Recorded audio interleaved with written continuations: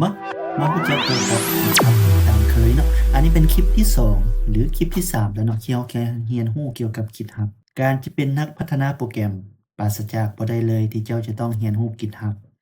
เพราะว่าในโลกนี้ส่วนใหญ่แหละคนใช้ GitHub หลายกว่า90%ของนักพัฒนาโปรแกรมแม่นใช้ GitHub และมี400อัน repository หมายความว่าเก็บข้อมูล400กว่าอัน และมี4ล้านกว่าองค์กร หากว่าเจ้าต้องการจะเฮ็ดเวียกนำบริษัทใดหรือบริษัทหนึ่งก็ปราศจากบ่ได้เลยที่เจ้าจะต้องเรียนรู้ GitHub GitHub ความจริงแล้วเป็น Open Source ที่สร้างตั้งมาในปี 2008 และปัจจุบันนี้ในถูกบริษัทอย่าง Microsoft ซื้อไปแล้วในปี 2018 GitHub มีการพัฒนาการอย่างกว้างขวางเนาะและเราคิดว่า ทุกคนต้องเรียนและเข้าใจและเราก็เชื่อมั่นว่าคลิปนี้จะบ่สามารถควบคุมเนื้อหาทั้งหมดของ GitHub ได้ซั้นเราจะต้องได้เรียนรู้แล้วก็ศึกษาเพิ่มเติมเนาะนี่จะเป็นการมาให้แนวทางให้แรงบันดาลใจว่าเป็นหยังต้องเรียนรู้เกี่ยวกับ GitHub ในการเรียนหรือการสอนอยู่ในภาคโรงเรียนมหาวิทยาลัยยุโรปการใช้ GitHub แม่นสิ่งที่จำเป็นและก็ขาดบ่ได้ในการเขียนโปรแกรมในการแชร์ข้อมูลให้อาจารย์กวดแม่น GitHub หั้นต้องรู้จักเนาะแต่ปัจจุบันนี้ GitHub มันรวมเข้าไปในเอไอเนาะที่เป็นตัวช่วยในการเขียนโปรแกรมในการสร้างโปรแกรมแล้วก็มีบริษัทชั้นนำหลายๆบริษัทอยู่ในโลกนี้ยังใช้แล้วก็เป็นพาร์ตเนอร์ของ GitHub ในการสร้างโคดสร้างหยังต่างๆ GitHub แม่นสิ่งที่เจ้าจำเป็นจะต้องเรียนรู้หมายความว่าขาดบ่ได้ ซึ่งเราก็จะต้องได้เลยกลับมาอธิบายใน GitHub นี้ในเป็นขั้นเป็นขั้นไปเนาะแล้วก็เกี่ยวกับใน GitHub ที่เราเห็นอยู่ปัจจุบันนี้เอิ้นว่าเวอร์ชันในเดสก์ท็อปนั้นออนไลน์เนาะและเราสามารถดาวน์โหลด GitHub นั่นก็คือ GitHub ในเชื่อมต่อและเซฟมาใส่คอมเราได้เนาะ GitHub นี่เนาะนี่เราสามารถซิงก์ได้ในทั้ง GitHub ที่ว่าจะเป็นทางอันทางเว็บไซต์แล้วก็เราสามารถพิมพ์ได้ทางคอม การเรียนรู้ GitHub ทุกคนจะต้องเรียนรู้เพราะว่า GitHub จะเป็นตัวช่วยในการ1ก็คือการเซฟข้อมูลลงไปในคล้ายๆว่า Google Drive ที่ไว้เซฟโคดแล้วก็เฮ็ดแชร์ไว้แบ่งปันเวียกนำคนอื่นหรือแม้กระทั่งเฮ็ดคนเดียว GitHub ก็ยังมีความสำคัญเวลาการในการเขียนโปรแกรมเนาะเราจะต้องสร้าง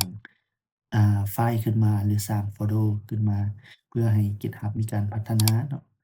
แต่ GitHub จะเป็นตัวช่วยเขาจะเอิ้นว่า Version Control เพราะว่า GitHub เป็นตัวช่วยเนาะ Repository เนาะใน GitHub เนาะและ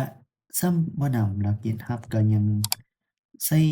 เวียกได้ดีเกี่ยวกับ VS Code โปรแกรมที่เอาไว้เฉพาะไว้ว่าเขียนโปรแกรมหยังต่างๆเนาะ GitHub ก็ยังเป็นสิ่งหนึ่งที่คนจะต้องใช้เบิ่ง GitHub Copilot 55ล้านคน install ไปแล้วมันทรงอิทธิพลหลายเนาะในการใช้ GitHub เนาะและก็นี่ก็คือกับ GitHub นี่การเรียนรู้เนาะเกิดว่าบ่ฮู้ว่า3เดือนก็จะเข้าใจได้เบิดบ่เนาะแต่เราก็ควรรู้ในสิ่งที่จำเป็นจะต้องรู้ในระดับพื้นฐานของพวกเราเนาะในการสร้าง GitHub อิหยังต่างๆแล้วก็การนำใช้เพื่อเอาไปบรรยาย เพราะว่ามันจะสำคัญในการที่ว่าเราจะเอาไปสมัครเวียกอิหยังต่างๆเขาเจ้าจะมาเบิ่งโพรไฟล์เราเกี่ยวกับเราว่าเรามีแนวใดแหน่ในการพัฒนา GitHub อันนี้เนาะอันนี้ข้าพเจ้าก็หาที่ได้มานำใช้เนาะก็เลยเอามาแบ่งปัน repository นี่เนาะตัวย่อเอิ้นว่า repo เนาะในการเซฟโปรแกรมหยังต่างๆเราเรียนอยู่ BME นี่เนาะ GitHub for Developer พรอเจกต์เนาะหมู่เราก็สามารถมาแชร์ได้เนาะอย่างเช่นว่าเรามีพรอเจกต์นี้เนาะแชตบอตที่เราเฮ็ดผ่านมากับหมู่เนาะเราสามารถเข้าไปแก้ไขได้เปลี่ยนแปลงได้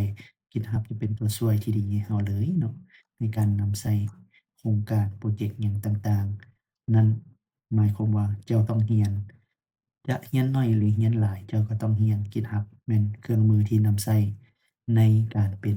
developer บ่ว่าจะเป็นเอไอ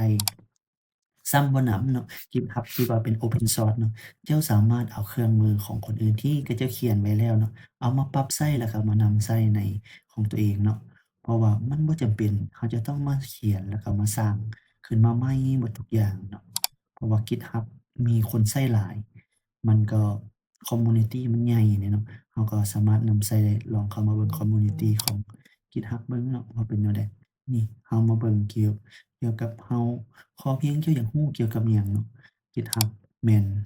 ตัวช่วยแล้วก็ทางออกที่แก้ไขให้เจ้าเกี่ยวกับการสร้างโคดข้างหยังเนาะ Mobile Application ต่างๆพรอเจกต์อันนั้นต่างๆเรามาค้นหาอยู่ใน GitHub ได้เนาะขอให้ทุกคนรู้เกี่ยวกับ GitHub และพัฒนาต่อไป ขอบใจสำหรับการรับชมรับฟังเราจะอธิบายในคลิปแต่ละคลิปให้มันเลิกและเข้าใจง่ายหลายขึ้นเนาะแต่อยากบอกให้รู้ว่านี่บ่แม่นคลิปทำอิฐและก็บ่แม่นคลิปสุดท้ายในการอธิบาย GitHub ลาก่อนแล้วพบกันใหม่